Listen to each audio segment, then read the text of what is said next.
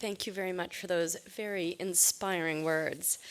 Our next speaker for the morning is Dr. James Sallis, who is a professor at the Department of Psychology at San Diego State University and also an adjunct professor in the Department of Pediatrics.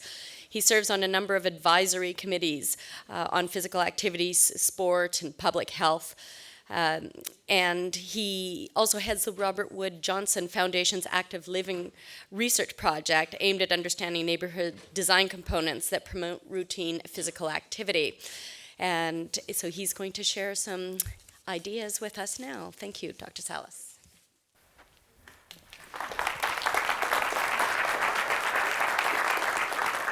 Thanks very much. Thank you, Helena. It's a pleasure to be here. Always love to come to Vancouver. I learned so much. If I'm speaking to somebody in Vancouver, I have to do it with a lot of humility because you guys have done so beautifully with making a pedestrian-friendly, bicycle-friendly, wonderful green city. And in San Diego, we're just still working on it. I hope to bring you some useful information. I'm a researcher and a psychologist by background, so I want to bring some of this perspective to you that I think will build on Dr. Bird's talk. So let me do this. Another way that I like to put things in perspective, Dr. Bird talked about the recent UN conference on non-communicable diseases. Well, let's get back to the basics here. Let's think about what is really driving these epidemics. And I like to use this idea of 3-4-50 that comes from the Oxford Health Alliance. And you see, 3 health behaviors, poor diet, inactivity, and smoking, account for 4 chronic diseases Dr. Bird talked about. And those chronic diseases account for at least 50% of all deaths in the world. And in industrialized countries, that's more like 70 to 80% of all deaths. So if you want to improve health, if you want to save lives, if you want to reduce medical costs, you gotta work on the basic drivers of health, and that is these 3 behaviors. And so we're going to focus on physical activity today. And so, I don't need to go into an awful lot of detail about this, but I want to impress on you, everybody knows that physical activity is good for you, but most people don't know how critical it is to health and quality of life.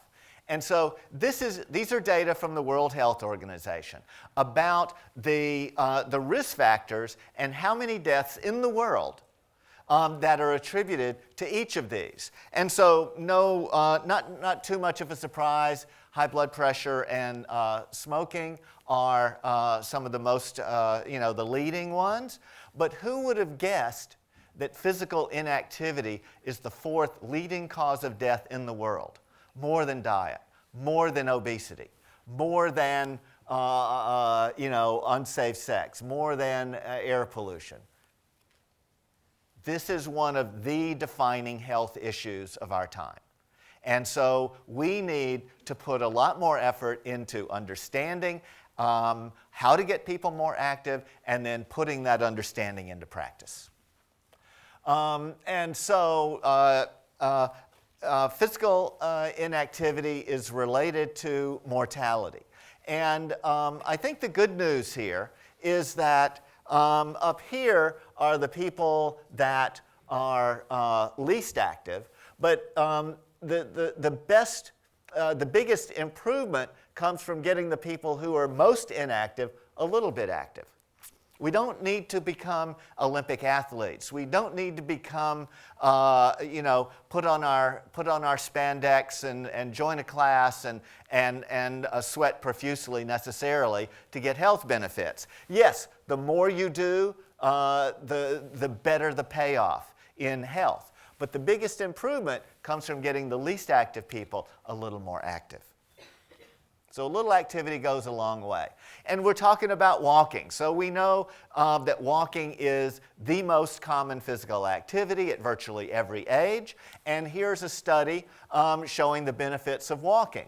And so compared to people who report, these are women who report no walking per week, this is less than 1 hour, you don't get much benefit. But walking 1 to 2 hours a week, which is not that much when you divide by 7. 1 to 2 hours a week, you're cutting heart disease risk in half. In half. And I would say in terms of an investment, that's a really good return on investment. And more walking, maybe not so much more. So a very modest amount of walking. This is one of the types of studies that leads to the recommendation that's adopted by just about every country that's paid attention to it, to recommend for adults 30 minutes of moderate to vigorous physical activity a day. I want to just show you these data, and showing this is the relative risk, and so for walking, it reduces death rates by 1/3. Stair climbing reduces by about 25%, and total physical activity reduces about 30%.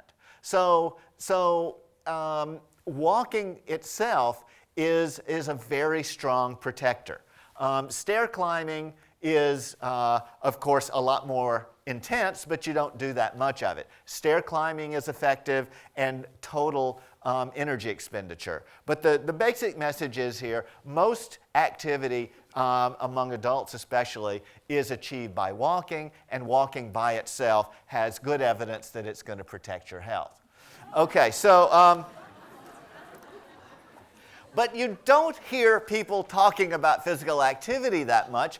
Everybody's talking about obesity and weight, and people saying, what are we going to do about obesity, right? And so let's pay some attention to that, because obviously physical activity is relevant for obesity. It's part of the energy imbalance, energy in and energy out.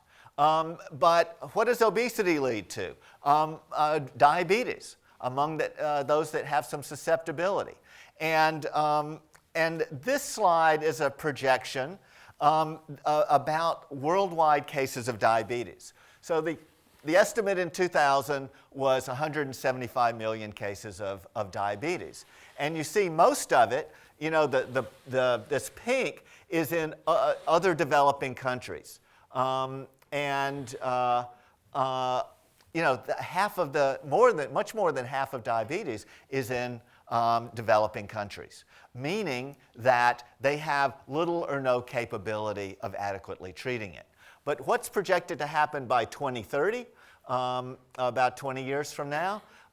353 million, a doubling of the worldwide cases of diabetes, even a bigger proportion in other developing countries. And India has a big share of this, and China has a big share of this. And only looks like 35 million cases in the whole developed world. And look at all the other.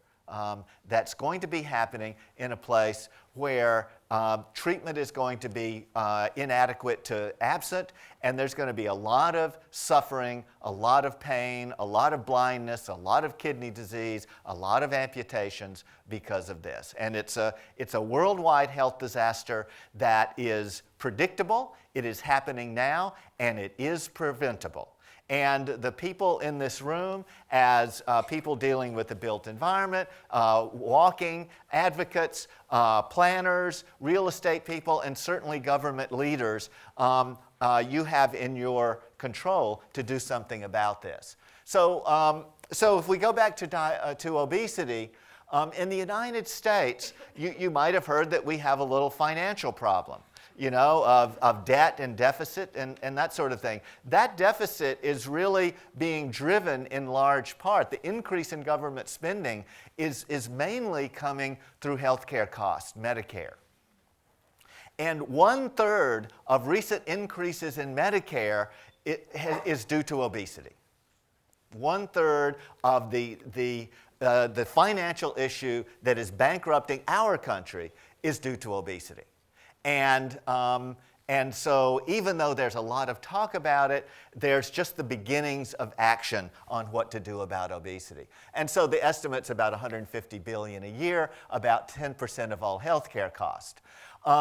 And inactivity accounts for 4 to 6% of healthcare costs in multiple countries where this has been estimated, including in Canada. So 5% of healthcare costs is pretty substantial. If you could decrease your healthcare expenditure by 5%, there would probably be a national holiday. So we have that within our power to do. Okay, how did we get here? How did we get here in these inactive lifestyles? And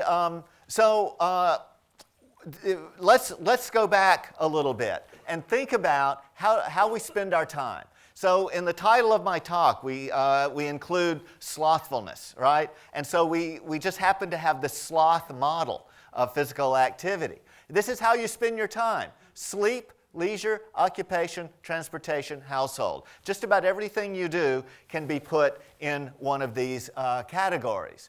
And so sleep, has not really changed that much over the years, except for we probably get less sleep. But we kind of do it the same.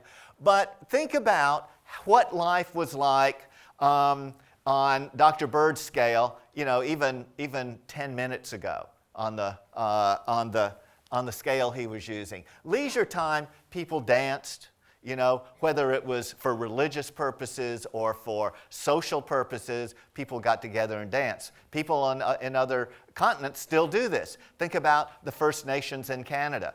Think about in Africa. Think about in Asia. Cultural dance is still part of the culture. Occupations. Work used to mean work, moving things, using your muscles, expending energy. And transportation used to mean walking and then later bicycling. If you didn't walk, you died, in earlier times. So people had to walk. They had to spend energy to work, getting food. There used to be a relationship between activity and getting food. You hunted, you gathered, you planted. And household work. All right, so from cooking food to doing repairs, whatever, used to be done on your own. But all of these have changed dramatically and completely. This is now leisure time.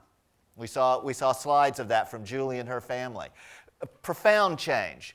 TV is, I think, is just one of the most time-consuming activities there is, and then every year there are more electronic inducements to be inactive.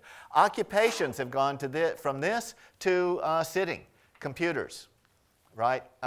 So I would dare say that hardly any of us in this room have active occupations. Our occupations require us to be sitting.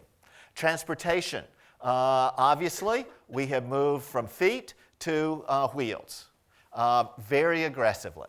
And household, all of our houses are now full of labor-saving devices. No question about that. And so in all of these domains, each and every one, physical activity has been squeezed out of our lives. So where are we going? I have these on sale. So this is how you make money. You help people be inactive. It is excellent business. You can think of many examples. Okay, so I really think that we have been on a physical activity extermination campaign for at least 200 years, and it has been extremely successful. I think the purpose of the Industrial Revolution was to make life easier. People have been wanting inactive lifestyles forever. Because people, why didn't you pursue ditch digging as a career? You could have gotten a lot of physical activity. Would you have enjoyed that? Probably not, right? People would rather, walking is free, but if you buy a car, that's going to be what? $20, $30, $40, $100,000 for the privilege of sitting. So people will avoid physical activity. In fact, we've gotten to the point, we've exterminated activity from all parts of life, so physical activity is no longer necessary to live. Now, you're going to die earlier if you're not physically active, but you won't die today or this week or this year. You can live for quite a while, not at a high quality maybe, but you don't have to be physically active anymore. Right? So people want this and have paid for it. And so how did we get here? Again, people have wanted inactivity. And I call it now, we now live the life of royalty. Because who was able to be inactive and obese 300 or 400 years ago? It was the kings and queens and princes and princesses. They had people to do everything for them. They didn't have to do manual labor. They had people carry them, wherever they wanted to go. They didn't necessarily have to walk.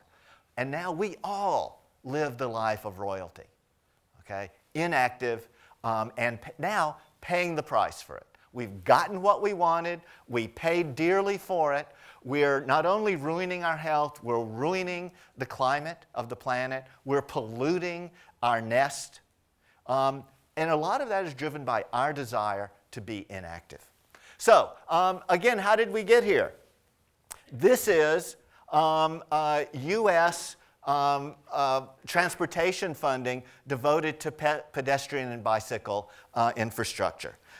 This starts at 1992 because until 1991, it was specifically prohibited to use any federal transportation funding for anything other than, to use it for pedestrian and bicycle. Could not do it, against the law. And then it became, yes, you can spend up to 1% of your federal transportation money. So this is 1% over here. And look at this, up until 2008, we didn't even hit the 1% that was allowed. All right, this 2009 is stimulus money, so that is short-term money. So that will not be continuing, I don't think. So we have chosen to spend 99% of transportation money, the biggest federal expense in infrastructure. We've chosen to spend it not promoting walking and biking. So guess what? We don't get much walking and biking in the U.S. So, are people sloths? Yes, we are. Yes, we are. I don't think there's any doubt about that. But why? From evolutionary point of view, in times of famine, when food is not reliable, you don't want to be running around wasting energy, because then you might run out of energy and die. So most of our time up until the Industrial Revolution, the Agricultural Revolution, food supply was not reliable, so it made sense to conserve energy. And also, we're biologically programmed to enjoy physical activity less with age. And so everybody knows kids love being active. That's what they want to do. They love to run around and roll and jump and play and skip and hop. And it doesn't take a lot of technology, to get them to do this. A stick, a ball, a cardboard box. They can be active and happy all day. But of course, as adults, we work hard to get them sitting because we don't like to chase them. They make a lot of noise when they're running around, and that's annoying. to adults. So for our own selfish purposes, we teach them to sit. And in fact, biologically, they're going to figure that out anyway, because then they grow up to be like us. Now, if that's not a picture of slothfulness, I'm not sure what is. Okay. So that's our lifestyle, and look at all the technology that facilitates this, that allows this to happen, right? And it's as I said, many fortunes have been made feeding people's slothfulness. This is one of my least favorite, to be honest with you. Polluting the sidewalks and discouraging, So there's a lot of companies selling us inactivity, and a lot of people are buying. When they first started advertising these things on their, they talked about the drudgery of walking, right? But I look at it as, what problem is this device solving? The problem of too much walking? I don't think so. But look at this. All right. How about that for what you want to be teaching your children? Okay? Just fantastic. Now, tell me we're not sloths, all right? So what we're doing here in promoting walking, we're fighting. We're fighting the slothfulness. We're fighting this tendency. We're fighting the fact that we have neurons that connect a pleasure center and a movement center in the brain that die off with age. And this doesn't happen just with people, it happens with every other species as well. So we literally lose the ability to enjoy activity with aging.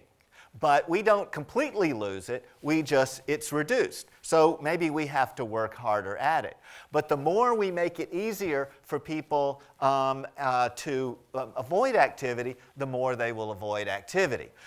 So let's talk about what we can do about it and what is being done about it. So in past times, before cars, cities were built, so it was nice to walk around. They had to be built compact because people had to walk to get from place to place. There were no subways. There were no freeways. People walked. So they were built for walking. And guess what? They worked then and they worked now. This is Prague. This city has worked for pedestrians for 1,000 years. This will not last 1,000 years. It will not. Now, this is the land use that we have perfected in the United States, and we are proudly disseminating all over the world, right? And so it's you design for automobiles. There's a tremendous amount of roadway there. People can go fast. The signs are made so that you can read them very quickly in going fast. You want to go fast past this area because it's so ugly. You don't want to interfere with your quality of life. And look at how they treat the pedestrians. There's nothing for pedestrians here.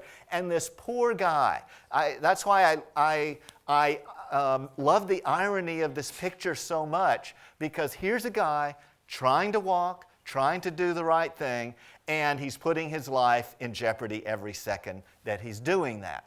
And I have to say, he's probably not a fitness enthusiast out for a walk. He probably doesn't have a car, doesn't have a choice, and look at the environment that we create for him. So this is the city built for automobiles. That's what it looks like, and that's what it does to a pedestrian. Treat them like being totally expendable. So let me just show you a little bit of data, a little bit of good news. This is a study that we did in 11 countries across numerous continents, and linking built environment to physical activity. So what this shows, with single-family houses, this is about residential density, and it shows that it's not really a significant effect in this particular study, but almost. And people live in single-family homes are maybe almost less likely to meet physical activity guidelines. People with shops near home, mixed land use, more likely to meet guidelines. People with transit near their home, more likely to meet guidelines. People with sidewalks in their neighborhoods, somebody was thinking about the pedestrians here, more likely to meet guidelines. People with facilities to bicycle, more likely to meet guidelines. Recreation facilities nearby, basically parks, green space, more likely to meet guidelines. And safety due to crime, not related. That's a different conversation, a complicated one. But what this shows is that all of these factors are relevant to physical activity across the world. And let's look at it in a different way. Because if you're in the transportation department, you can say, okay, we can deal with our physical activity problem. We'll just put in some sidewalks, make them narrow, do the minimum amount, and we'll say we solved that problem. But that doesn't work like that. What we did is we counted up for each person in this study the number of favorable environmental attributes they have and made an index out of it, 0 to 6. And so if you only do one thing, has no impact at all. If you only put a sidewalk, only put transit, doesn't help people be active. 2 or 3 things also doesn't help. If you do 4 things or 5 things, then you're getting somewhere. You're creating an environment that's designed for pedestrian, that doesn't just give lip service or does the minimum, but creates a whole package. And if people that had all 6 attributes were twice as likely to meet physical activity guidelines as those that had 0. A doubling basically of physical activity. Big effect, relevant for all around the world, but it's not an easy answer. It's looking at everything. So let me show you a couple of examples of cities that are doing well. And I'm just going to give you just a couple of snapshots here. Ghent, Belgium. They did this project called 10,000 Steps, and they had a number of different things. They had posters that they put up all over. So media campaigns promoting walking. They promoted the use of pedometers. You could buy pedometers anywhere. You could borrow them at the library. You could get them at your work site. So you could keep track. You could set goals. You could increase. The mayor got involved, and he was on TV. So a lot of things on the media. There were street signs, so this is some environmental change. Of course, Ghent, Belgium is very walkable anyway, so it's not like they had to reinvent the city. It was old, very walkable. It was just promoting the use of the facilities that they had. Here's how many steps to go to this place. Here's how many steps to go somewhere else. And in just 1 year of promoting walking in a very walkable city, they increased steps from 9,500. They increased about 1,000 steps. The control city didn't change. Here's a wonderful example that's meeting many goals. If you haven't gone to New York in the last few years, please go, because they're doing many things to promote physical activity, walking and biking and playing in the streets. And just one of them that I want to mention is the High Line. This was an old abandoned elevated railway in the middle of the city, and they redeveloped it into a linear park. So it's greener, it's promoting activity, it's dramatically improved the economic viability of this area. It's a fantastic thing. In my area, La Mesa, California, remember, Southern California, the car is king, queen, prince, and princess. But they are designing for pedestrians, making this better for pedestrians, street crossing, street trees, thinking about pedestrians for the first time.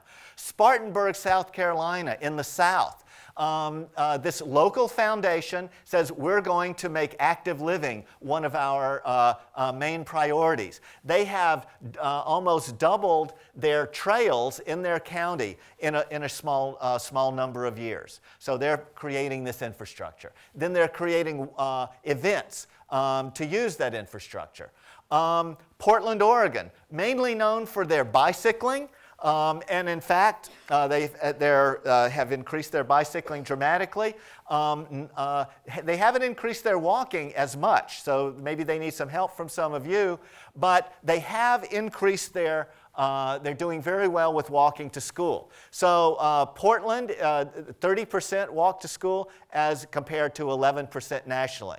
So they're doing very nicely there. Okay, I want to end by getting to the real bottom line. How many of you are elected officials? Any elected officials here?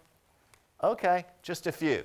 Well, if you're dealing with government at any level, money is the bottom line. And here's a couple of examples. In Nebraska, for every dollar spent on trails, there was an estimated $3 savings in direct medical cost. In a study in Madison, Wisconsin, for every dollar spent on sidewalks, the payoff in medical savings was about $4. Here is a beautiful bridge that was built in Redding, California, small town. And it's now, the mayor says, Redding's #1 tourist attraction. It's economic development. So bringing in pedestrians, making it better for walkers. I think that I'm just going to end here and mention that our active living research program has a lot of materials translating research to non-researchers, and it's all available free on our website, activelivingresearch.org. And thank you for having me this morning.